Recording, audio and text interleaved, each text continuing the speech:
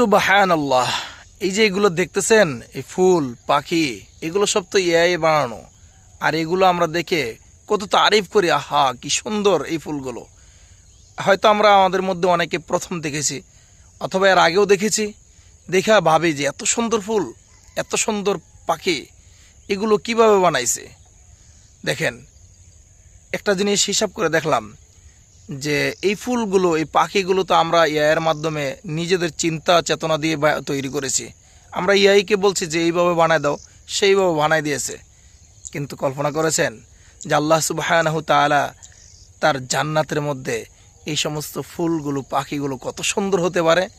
বা সেগুলো তো কল্পনার বাহিরে, যা আমাদের চোখ কোনোদিন কল্পনা করতে পারবে না যে এত সুন্দর হতে পারে।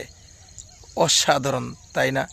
একটু কি ভেবে দেখেছেন আপনারা যে দুনিয়ার জিনিসগুলো যদি এত সুন্দর হতে পারে, তাহলে আল্লাহ তাআলার সেই নিয়ামত জান্নাতের ভিতরে দৃশ্যগুলো কেমন হতে পারে?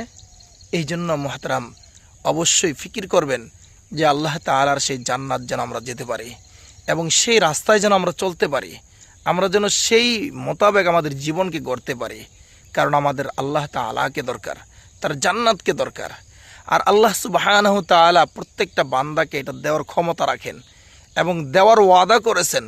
যদি আমরা সেই অনুযায়ী নিজেদের জীবনকে পরিচালনা করতে পারি, তাহলে অবশ্যই আল্লাহ সুবহানাহু তাআলা আমাদেরকে এই বিষয়গুলো, এই জিনিসগুলো আমাদেরকে দান করবেন, যেটা আল্লাহ সুবহানাহু তাআলা ওয়াদা করেছেন।